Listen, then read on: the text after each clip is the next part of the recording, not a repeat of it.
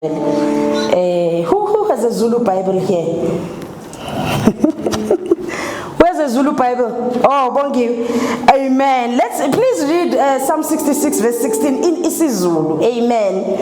Amen. Others say that maybe I will marry a Zulu man. I don't know.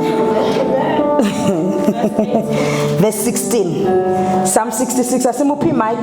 Psalm 66 verse 16 in isiZulu. Amen. Amahubo 66 verse 16. Wozani nizwe nina lonke enesaba uNkulunkulu. Ngizakulandisa akwenzele umphefumulo wami. Hallelujah. Hallelujah. Wozani nizwe. Amen. Come and hear. Hallelujah. Come and hear, all you who fear God. Hallelujah. David here is talking to believers. Amen. So what God was saying to me, Uti, come and hear. Hallelujah. Meaning in the spirit you must be able to hear. It's important to do what? To hear. Who is he talking to? He's talking to those who fear God. Amen. He says, come and hear, all you who fear God. And do what? And let me tell you what the Lord has done for my soul. Hallelujah. What it was in Israel. All who fear God, so that you can hear what the Lord has done for my soul. So that I can testify. Hallelujah. So that I can tell you what he has done for my soul. Hallelujah. Meaning there's something that God does with the soul. Hallelujah. Amen and amen. Amen. But it was just an intriguing thing, Bazalwane. The scripture that the Lord has placed in my heart namhlanje is in 2 Samuel.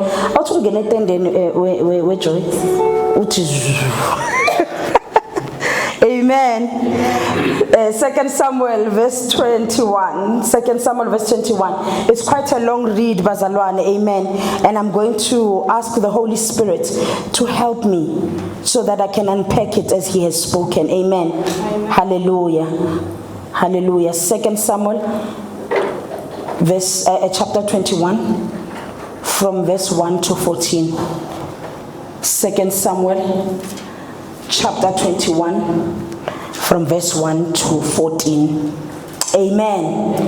Are we ready? Are we ready? Yes. 2 Samuel chapter 21 verse 1 to 14. Hallelujah. Amen. It says, during the reign of David there was a famine for 3 successive years. So David sought the face of the Lord. What did David do? He sought the face of the Lord.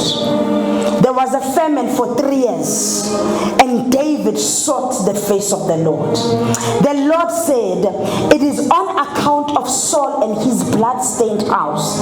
It is because he put the Gibeonites to death. Verse 2. The king summoned the Gibeonites, the king being David, and spoke to them. Now the Gibeonites were not a part of Israel, but were survivors of the Amorites. So the Bible, when it says that now the Gibeonites were not part of the Israelites, it basically says that they were not Jews. Hallelujah. You will see why I keep stopping. Amen. Now the king summoned the Gibeonites. So the first verse, it talks about a drought or famine that was there for 3 years. Then David goes and he seeks the Lord. Then the king summoned the Gibeonites and spoke to them. Now the Gibeonites were not part of the Israelites of Israel, but were survivors of the Amorites. The Israelites had sworn to spare them, but Saul, in his zeal for Israel and Judah, had tried to annihilate them. Number 3, David asked the Gibeonites, what shall I do for you? How shall I make atonement so that you will bless the Lord's inheritance? Hallelujah. Verse 4. The Gibeonites answered him, we have no right to demand silver or gold from Saul or his family, nor do we have the right to put anyone in Israel to death. What do you want me to do for you? David asked. Verse 5. They answered the king, as for the men who destroyed us and plotted against us, so that we have been decimated and have no place anywhere in Israel, let 7 of his male descendants be given to us to be killed, and their bodies exposed before the Lord at Gibeah of Saul, the Lord's chosen one. So the king said, I will give them to you. Verse 7. The king spared Mephibosheth, son of Jonathan, the son of Saul, because of the oath before the Lord between David and Jonathan, son of Saul.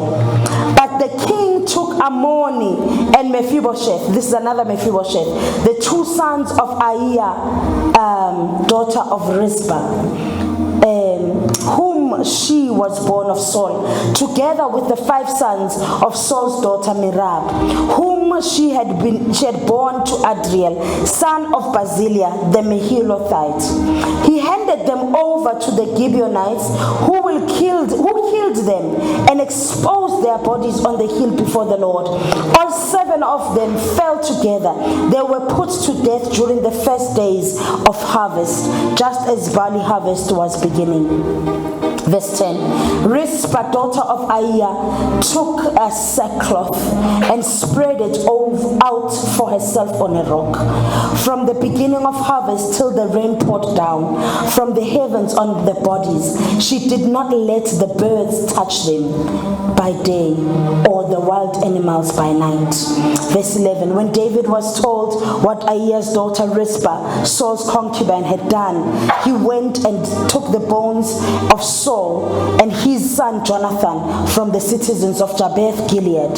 They had stolen their bodies from the public square at Bethshan, where the Philistines had hung them after they struck Saul down in Gilboa. David brought the bones of Saul, his son Jonathan, from there, and the bones of those who had been killed and exposed were gathered up. They buried the bones of Saul and his son Jonathan in the tomb of Saul's father Kish at Zillah in Benjamin, and did everything the king commanded. After that, God answered their prayer on behalf of the land. Amen. Let us pray. Father, this is your word. My God, Father, we thank you. Your word is sharper than a two-edged sword. I pray, Heavenly Father, right now, that you speak through it. I am just a vessel. Mighty God, I pray for understanding. I pray, Heavenly Father, that the ears may be open, that we may hear. Father, as we hear this word, Heavenly Father, with faith, in the mighty name of Jesus we pray. Amen. Amen. What a read. It's long. Hallelujah. But I pray that I'll be able to deliver as the Lord has spoken. Amen. So the title of the message this morning is called Unresolved Issues. Hallelujah. Unresolved issues. Amen. The Bible says, 2 Samuel chapter 21, Israel is experiencing a drought. Israel is experiencing a drought for 36 months, for 3 years. When the time still continues, David then seeks the Lord. My question this morning is, why did you wait for 3 years? Why wait for 3 years before you seek God about the drought that you're living in right now? David the king, it took him 3 years. You're experiencing drought now. You're experiencing famine now. It continues for 3 years, and only then do you seek God, the king. Some of us, we find ourselves in famine, and we find ourselves in drought, and we've normalized it. You've normalized lack.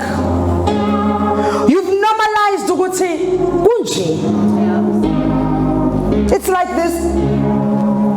If I can't find a job, it's like this, most. It's the season. People are losing jobs. Kunje. And it took the king 3 years experiencing famine. And you must remember, when they're experiencing this famine, he's not the only one. What am I saying? David, for him to seek the king, it was going to liberate everybody else. You might be that David at home. Nihleli with drought, and you're that David, and you've normalized lack. You've normalized that things don't happen ekaya. My Jesus. And it takes you 36 months before you seek the Lord. Hallelujah. Hallelujah. Now God is saying, namhlanje ungahlali ekuhluphekeni. You understand that famine ukuhlupheka. And you know a whole king, a whole king living in famine. It's an oxymoron. Doesn't make sense? Because we live in abundance. When you are a king, you are a ruler over the earth. You are a ruler over the sheep. You are a ruler over the territory. But the territory is now dictating your lifestyle.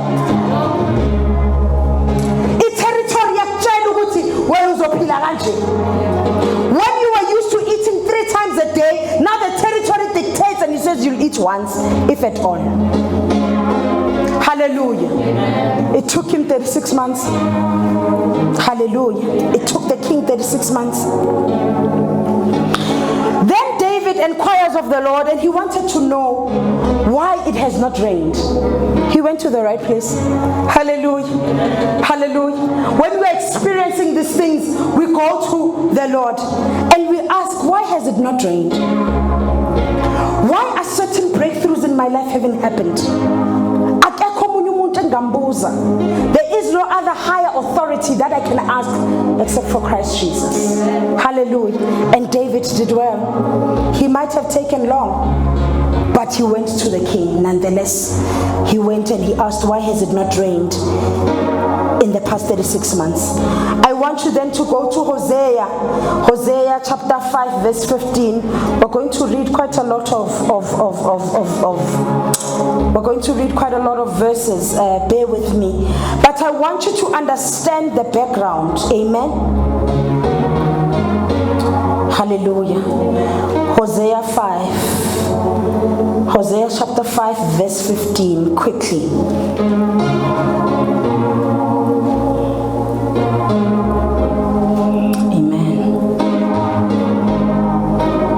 The Bible says that in their affliction, they will seek me.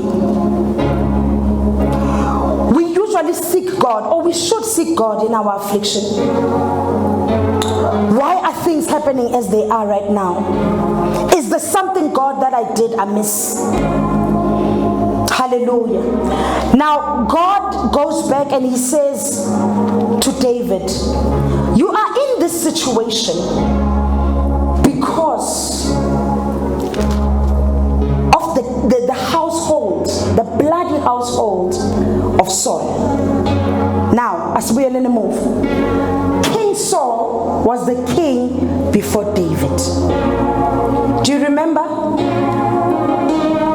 The title of my message talks about unresolved issues. David is experiencing famine because of Saul. Hallelujah. There might be some generational famines that we experience, not because Mamotapo, you were directly involved with them, but it is a consequence of the ones before you. Amen. So now David is experiencing this drought, this famine, because of the house of Saul. Amen. Hallelujah. We want to understand, who are these Gibeonites? So, we are experiencing famine 1. We seek God and we find out, why are we experiencing famine for the past 36 months, 3 years? And then God says it's because of the house of Saul. Now David then goes back and says, what happened in the house of Saul? Then the Bible says that Saul, in his zeal for the Israelites, for the house of Israel, he went and he killed everybody, including the Gibeonites. Now your question will be, why is that a problem? When Moses was moving into Canaan, when the Israelites were moving into Canaan, Moses didn't make it. A story for another day. When the Israelites were moving into Canaan, God said that they should take over. And when they take over, they go city by city, bit by bit. Hallelujah. Hallelujah. Now the Gibeonites, the Gibeonites were inhabitants in a part of Canaan. The Gibeonites were inhabitants in a part of Canaan. By virtue, they were supposed to be killed. Yes? Because God had taken out an instruction and he said that kill Kwasan. Amen? But here's the background here. In Joshua chapter 9 verse 3. Go with me there. Joshua chapter 9 verse 3. Let's see who these people are. And you'll understand why they were not killed.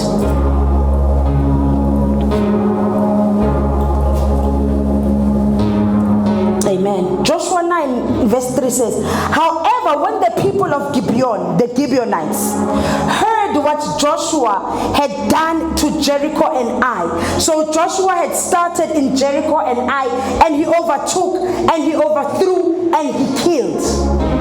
So when the Gibeonites had heard what Joshua had done, they resorted to a ruse. They went as if they were delegates. They had a delegation whose donkeys were loaded with worn-out sacks and old wineskin, cracked and mended. They put worn and patched sandals on their feet and wore old clothes. All the bread of their food supply was dry and moldy. Then they went to Joshua in the camp of Gilgal and said to him and the Israelites, we have come from a distant country. Make a treaty with us. So Joshua made a treaty. We studied this before, Bazalwane, where we spoke about altars that have been built previously. In this instant, Joshua went and he made an agreement between the Gibeonites and the Israelites. The Israelites said to the Hivites, but perhaps you live near us, so we can make a treaty with you. We are your servants, they said to Joshua. But Joshua asked, who are you and where do you come from? They answered, your servants have come from a distant land, country, because of the fame of the Lord your God. They pretended, amen. For we have heard reports of him, amen, and all that he had did for the kings. So basically they acted as ambassadors. That's what they were doing. Then there was a treaty between the two. There was an agreement. This agreement between Joshua and the Gibeonites said, you're not going to kill them. Amen. So in them not being killed, that's where now the issue started. Saul killed the Gibeonites. Now because Saul killed the Gibeonites, there was famine for 3 years. Hallelujah. We're still together. Hallelujah. So they acted like ambassadors. They wanted to make a covenant with Joshua. And Joshua did not inquire of the Lord. Joshua took them at face value. There are so many things that we take at face value. And we believe that they are from the Lord. We start making covenants with those things that end up having a generational implication. It was probably 3-4 generations later where we start seeing the implications. Hallelujah. Joshua did not seek of the Lord. Amen. Then Joshua made peace with the Gibeonites. Now that's where we are. He made peace with the Gibeonites, and later on the Gibeonites then revealed themselves who they are. Because izinto that we make an agreement with, and at face value is right, then later on they start showing us who they are. Even the things of the kingdom that we think they are of the kingdom, and we agree and we do them, but then later on we still go to know, but I was wrong here. Hallelujah. Hallelujah. There are other things that we think they are Christian based, but when you see them later on, you're like, no man, but this is not it. Hallelujah. There are relationships that we've been in that you think that they are Christian and they are based on God and they are godly, but we seek not God. Then we end up seeing later when they reveal themselves. When they reveal themselves. Hallelujah. Hallelujah. So now David then, because it's been revealed to him what the issue was, he then goes to the Gibeonites. We now know the Gibeonites, amen? Hallelujah. And he approaches the Gibeonites and he says, how do I make it right? Amen. But it's a problem, Leon Tole. David did the right thing firstly by seeking God, yes? But secondly, now he thinks he's got the strategy. Amen. How many times do we seek God in prayer but not wait for the strategy? And not wait for the answer from God? After he had prayed, he did not wait for how then do I solve this? No. He went straight to his problem and he said, how do I sort it out? He's asking the problem. How do I sort it out? Hallelujah. Hallelujah. How do I sort out the problem?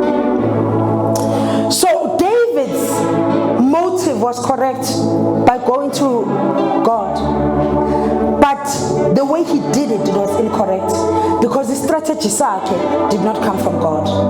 Hallelujah. His heart was pure, but his method was wrong.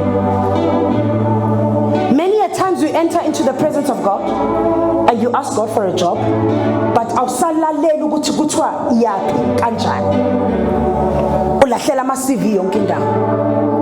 hallelujah. Pure intentions, incorrect method. Hallelujah. Now, your problem will then give you a solution. Now the Gibeonites say, I'm not even going to ask for your money. One, I'm not going to ask for your money. Nor am I going to kill you. Hallelujah. I'm not going to ask for your money, nor am I going to kill you. But here's what I want from you. I want 7 dead bodies. Now your problem dictates to you what it is that it wants. It kills more things in your life. Because you did not seek God. You went and you asked your problem for a solution. And now your problem then tells you around you. Now I love what the Bible says. The Bible says the Gibeonites had no right. They say, I have no right to ask for your money. Have no right to ask for your money. They have no right to kill. But David went and he killed his own. At the request of the Gibeonites. There are certain things that we kill ourselves. You know, Konabantu who are circling in debt. Gobu tati debt, atiting tati debt, gitata le loan is ovala le loan, bese le loan le ivale any loan. You see, you're circling and you continue to kill your very own things around you. Hallelujah. Your problem will never solve your problems. Hallelujah. It can never solve your problems. Hallelujah. So now, there are these 7 bodies now that he has to kill 7. Now the Bible says that they killed 2 of Rizpah's sons and 5 of grandsons. Zigasol. Amen. Now he has, and they're going to hang them. Amen. So they've hanged these 7 sons. Amen. Hallelujah. Now the mother of 2, Kat, if you can bring me 2 chairs. Now the mother of these 2, a woman by the name of Rizpah. to move due to the wrong that was done by the king. Do you agree with me that it was wrong for the king in the first place to kill? Hallelujah. Hallelujah. Now, there's a reaction that Rizpah has. And this is a reaction I'd like for us to have, namhlanje. The first thing that she does, the Bible says that she takes a sackcloth. Hallelujah.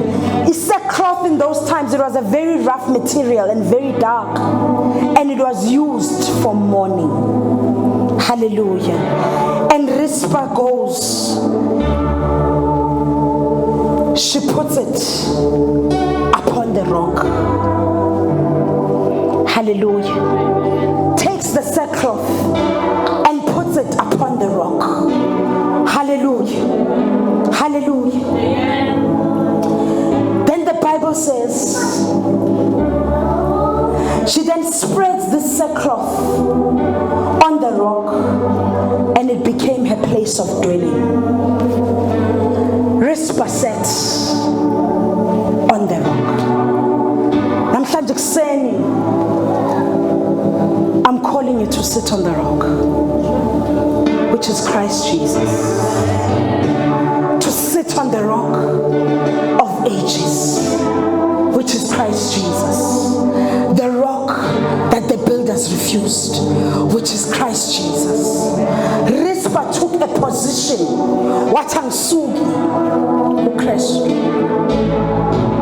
This is a woman looking at 7 bodies that are dead. This is a woman looking at 7 of her children dying and decaying. The Bible says that when she was seated upon the rock, it was the beginning of rainfalls.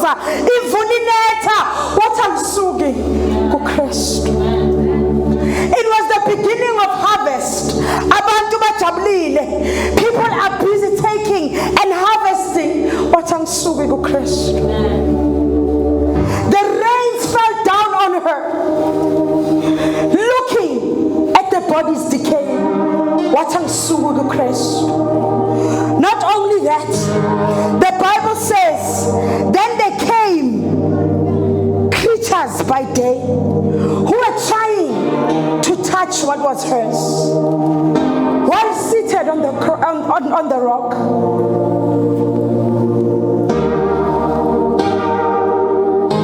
was Susa.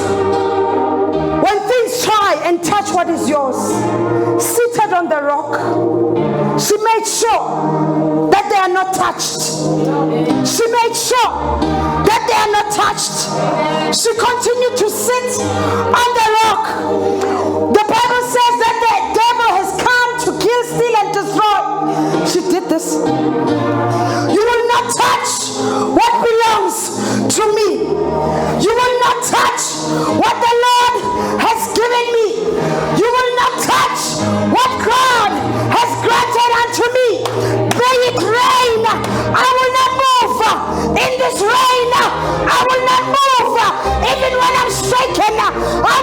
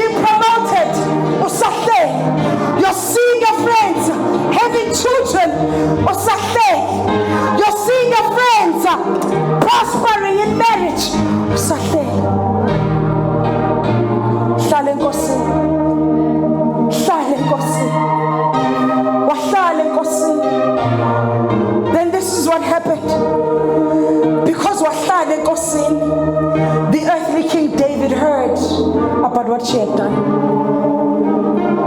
And justice was served for her. There are earthly kings that will hear that uhlele Nkosi. And there are things that are going to be unlocked because uhlele Nkosi. The only reason Rizpah was known by King David is because of her action. The Bible doesn't say that she was shouting and making noise. The Bible doesn't say she went and protested at the king. She said, we are seated in heavenly places with the rock. Hallelujah. Hlale Nkosini. Your unresolved issues will be resolved. Umuhlale Nkosini. Izinto ezibophekile zizoqaqeka. Umuhlale Nkosini. Your prosperity will open up. Umuhlale Nkosini. Hallelujah. I love this. She was rained on while she sat. Some of us, we feel one little drop of rain says we get usher somewhere else. Some of us, we get shaken a little bit, says Funuksuk. Some of us get disappointed once, says Funuksuk. Some of us lose it all, says Funuksuk. Hallelujah. Hlale Nkosini. Hlale Nkosini. Kahlaleka kuJesu. Kahlaleka kuJesu. When you're seated in Christ, you have the peace. When you're seated in Christ, you're surrounded by joy. When you're seated in Christ, you're surrounded by love. Hallelujah. Isukume egameni kaJesu. Shandala bosia. La raboshe kelebosa. Jelebosa ndala rabosha. Kelebosia ndala rabosa. We often have these generational things that happen without our consent. We find ourselves in trouble. We find ourselves in a quagmire without our consent. And David found himself, and Rizpah found herself in a problem without her consent. But namhlanje, God is saying, come to me, all ye who are heavily laden, and I will give you rest. Come to me. Wozani kimi. Nonke nina nisindwayo. Ngizonika ukuphumula. I will give you my easy yoke. For my yoke is light. Nonke nina nithwele. Wozani kimi. Come to me. Hallelujah. Hallelujah. Let me ask Mama Mburu to come and close for us in prayer. Egameni lika Jesu. Hallelujah. Hallelujah.